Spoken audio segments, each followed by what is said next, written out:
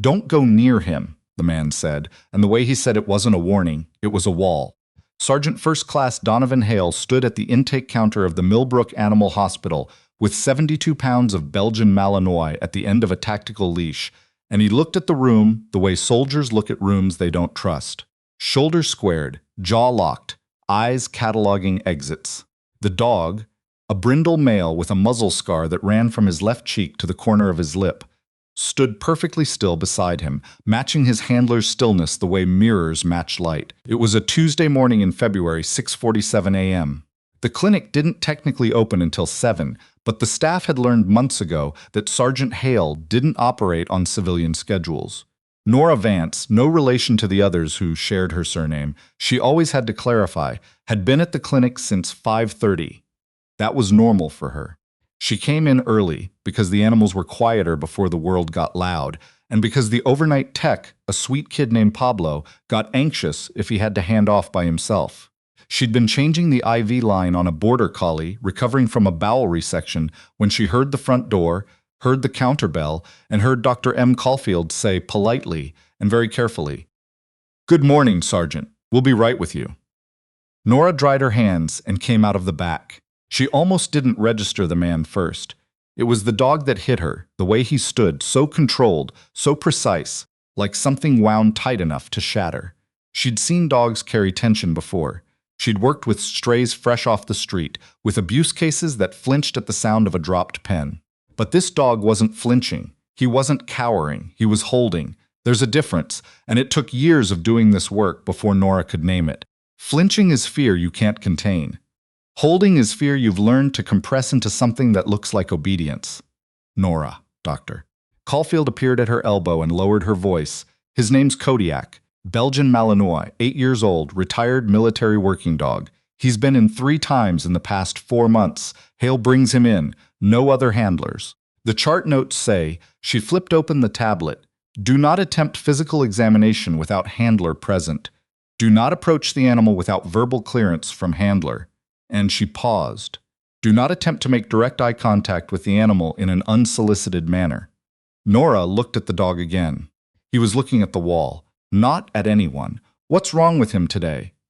"He stopped eating on Thursday. Hale says he's been lying down most of the day, which is abnormal for him, and he noticed swelling along his left rear flank." Norah nodded. "Okay, I'll take vitals." Dr. Caulfield touched her arm. "He already told the front desk that the dog bites. He said, and I'm quoting, he has a confirmed bite history and a hair trigger. Don't touch him unless I say." "Okay," Norah said again the same way. She picked up the clipboard, tucked a penlight into her scrub pocket, and walked out. Sergeant Hale noticed her the way he noticed everything, immediately, thoroughly, without apparent interest. He watched her cross the lobby and didn't move an inch. He was somewhere around 40, she guessed. Hard-looking in a way that wasn't vanity, just years. He had the kind of posture that came from carrying weight for so long that the body forgot how to let go of it. His left hand rested on the tactical leash. His right hand was free. She noticed that too. "Good morning," she said. She looked at him, not the dog. "I'm Norah. I'll be assisting, doctor. Caulfield with Kodiak's exam today. He bites," Hale said. "I heard." "I'm not saying it for conversation. I'm saying it so when it happens, nobody acts surprised." Norah set the clipboard on the counter and pulled a rolling stool out from under the check-in desk. She sat down on it, which put her lower than the dog's head. She didn't look at Kodiak. "How long has he not been eating?" "Thursday. He'd eat on Wednesday, not Thursday morning. Did anything happen on Wednesday that might have?" "No." She wrote that down. "Is he drinking? Some, more than usual? Less?" Hale's jaw moved slightly. "Less, I think. Maybe the same. Hard to tell. That's okay. Estimates are fine." She made another note. "You said he's been lying down more than usual. Does he seem to be favoring the left side when he does lie down, or does he shift around?" Hale looked at her for a moment like he was deciding something. "He tries the left, then moves. Doesn't stay on one side." "Got it. And the swelling you noticed. Can you point to it for me without moving him?" Hale crouched beside the dog, and without a word or gesture, Kodiak leaned slightly in toward him, a motion so small it was almost invisible. Hale placed 2 fingers just above the dog's left hip in the hollow before the haunch. "There," and down. Norah leaned forward on the stool just enough to see. She didn't reach. She didn't touch. She just looked. Okay, she said. She sat back. I'm going to take some notes for the doctor, and then she'll be in. Can I get you some water or coffee while you wait? Hale looked at her like the question was in a foreign language. Coffee, he said after a moment. If it's not a problem, it's not a problem. She got up, filled a cup from the carafe in the staff break room, the good stuff, not the waiting room powder, and brought it back. When she set it on the counter near him, she set it near, not directly in front of him. She didn't know exactly why she did it that way. Some instinct, maybe, about not putting things in front of people who've learned that things placed directly in front of them are sometimes threats. He looked at the cup. He didn't say thank you. But he picked it up within about 30 seconds, which she counted without meaning to. She went back to her prep and let the silence do what silence does. Dr. Caulfield came out 10 minutes later with a second technician, a young man named Forrest, who was new enough that he still moved like he was apologizing for taking up space. He stood well back while Dr. Caulfield approached the exam area, introduced herself to Hale. They'd met before, but she always reintroduced. She said it kept the interaction consistent and began the verbal portion of the assessment. Kodiak stood for it. He endured it. That was the word Norah kept coming back to as she watched from the far end of the room where she was logging intake notes into the system. Endured. He stood while Dr. Caulfield spoke to Hale about symptoms. He stood while Forrest rolled the vitals cart closer, then rolled it back when Hale's hand moved 1 inch toward the leash. He stood like a dog who had been trained so thoroughly that standing was the last safe response to everything. Then Dr. Caulfield said carefully, I'd like to palpate the area you described, Sergeant. I'll need to. He won't let you, Hale said. Simple as that. Dr. Caulfield paused. Has he been examined before? Physically? Here, twice. The first time it took 3 of us and a muzzle. He didn't eat for 2 days after. Dr. Caulfield nodded slowly. We have some options. We can sedate him for the exam, or we can... I don't sedate him unless it's an emergency, understand. Or we could... He doesn't do well coming out of sedation. He gets confused. He's a working dog, Dr. Caulfield, not a pet. His brain doesn't go quiet the way a house dog does. He came out last spring swinging, couldn't figure out where he was. Hale's voice didn't change, but something around his eyes did. It took 4 hours before he recognized me. The room was very quiet. Norah looked up from the intake screen. She was watching Kodiak, and here is what she saw. The dog had turned his head a fraction of an inch toward the window. Not because of a sound. There was no sound. He'd turned it the way a dog turns its head when something shifts in the air, some frequency below what humans can catch.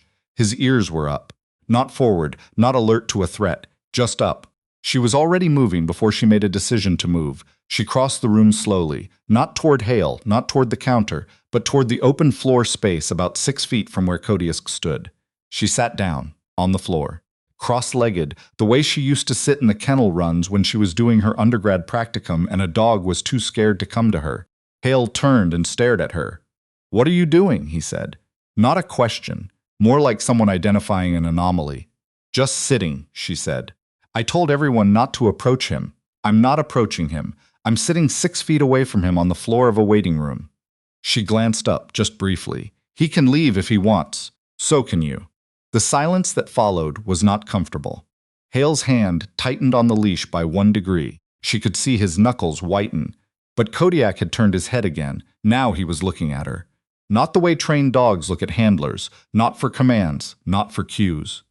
He was looking at her the way animals look at something unfamiliar that hasn't yet done anything wrong.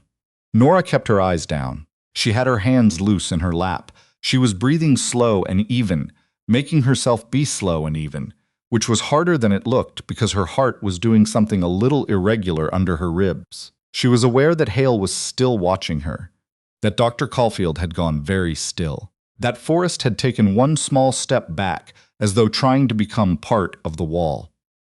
She was thinking about something that had happened years ago when she was 24 and had just taken the job at a rescue facility in rural Georgia.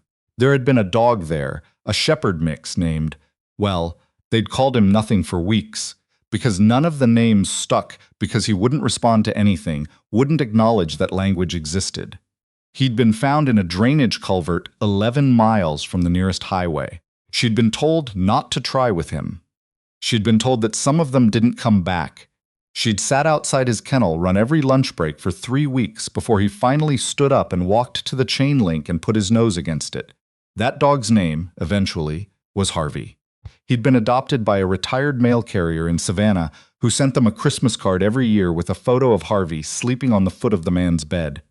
She was thinking about Harvey when she heard the sound, a single soft exhale, almost inaudible.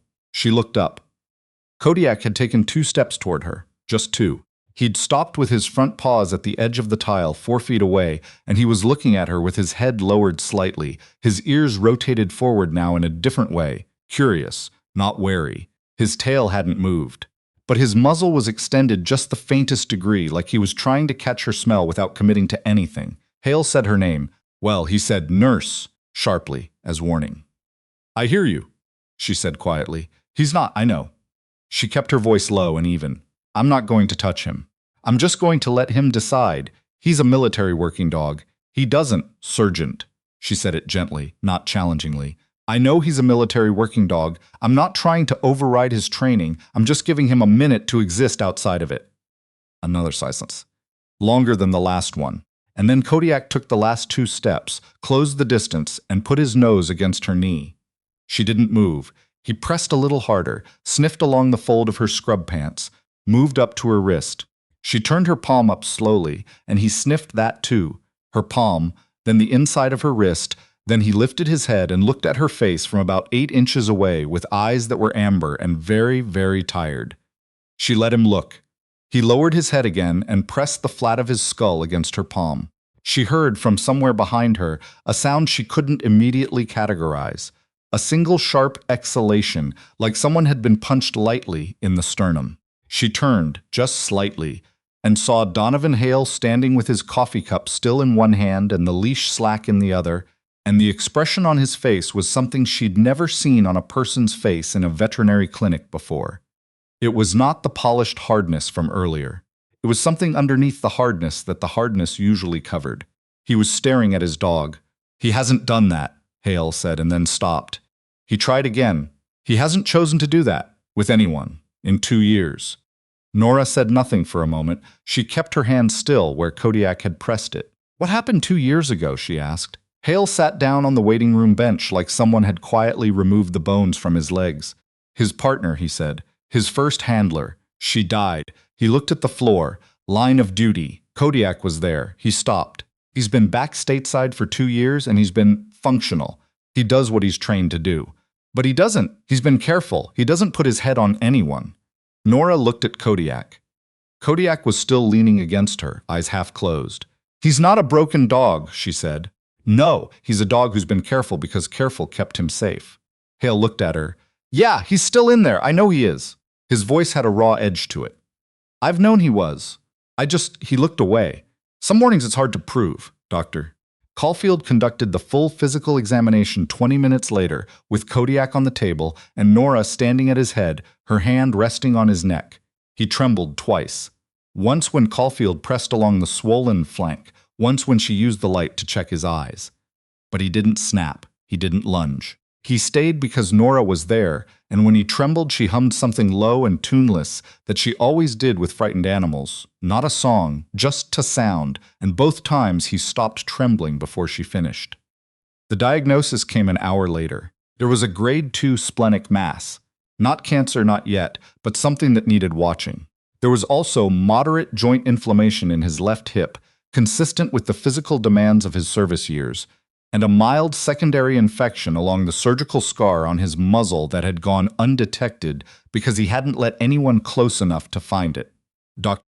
Caulfield walked Hale through all of it carefully, the way she was good at doing, the way that made people feel like they were receiving information instead of verdicts.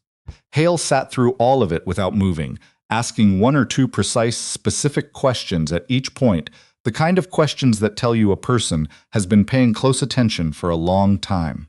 Norah was doing the discharge paperwork on the other side of the room when she heard him say, quietly, "What would have happened if you hadn't caught the infection?" "It would have spread," Dr. Caulfield said simply. "He'd have been in significant pain within 2 to 3 weeks. He may already be experiencing some discomfort from it. A long pause. He hasn't shown it, Hale said. He wouldn't, Dr. Caulfield said, just as simply. That's what they're trained to do, another pause. Then Hale said, okay. Just that. Just okay. But the word had more in it than single syllables usually carried. He was at the counter signing the discharge summary when he spoke to Norah again. He'd been quiet for a while, the particular quiet of a person who is preparing to say something they don't usually say. You sat down on the floor, he said. She looked up. Yes, why? It wasn't an accusation. It wasn't really even a question. It was the kind of thing people ask when they already understand the answer but want to hear someone else say it. Because he needed someone to be at his level, she said. Not above him. Not giving commands. Just at his level. Present. Hale looked at his dog, who was standing calmly at his left knee. I don't know how to do that, he said. I've been trying for 2 years. I know how to run him, keep him safe, keep him healthy. I know his protocols. I know what he needs, but I don't know how to just. He stopped. His jaw moved. Be with him. The way you did. You don't have to know how, she said. You just have to be willing to sit on the floor sometimes. He was quiet for a moment. That sounds like something a person says when they've had to learn it the hard way. It is, she agreed. He signed the last form and capped the pen and put it back on the counter with a precision that was probably automatic, the kind of precision that becomes your resting state when your work requires it. He picked up Kodiak's discharge packet. Then he said, "Thank you." And it was just those 2 words, and he said them simply, without prefacing or qualifying them, which is the only way they mean anything at all. Come back in 3 weeks, she said, for the follow-up ultrasound, and we'll take another look at that muzzle. He nodded.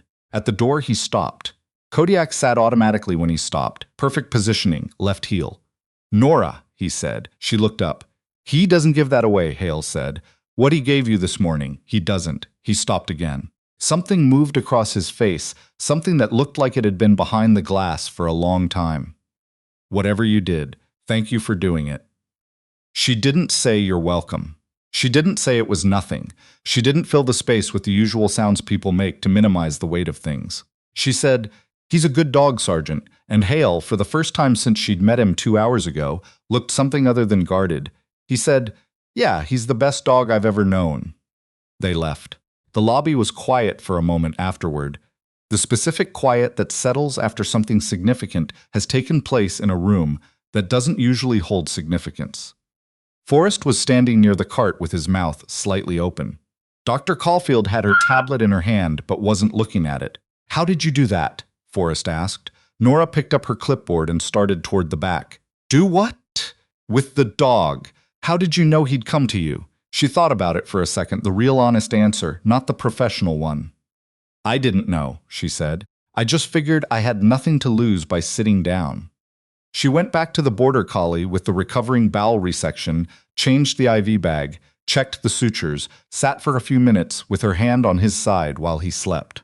Outside, the February morning was doing what February mornings in this part of the state did, which was threaten rain and not deliver it.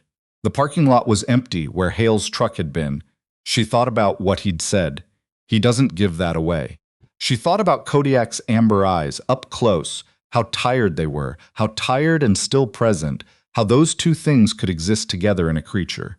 She thought about the sound she'd heard, that single sharp exhale from across the room, from a man who looked like he hadn't let his guard down in years. She'd heard that sound before, in various forms.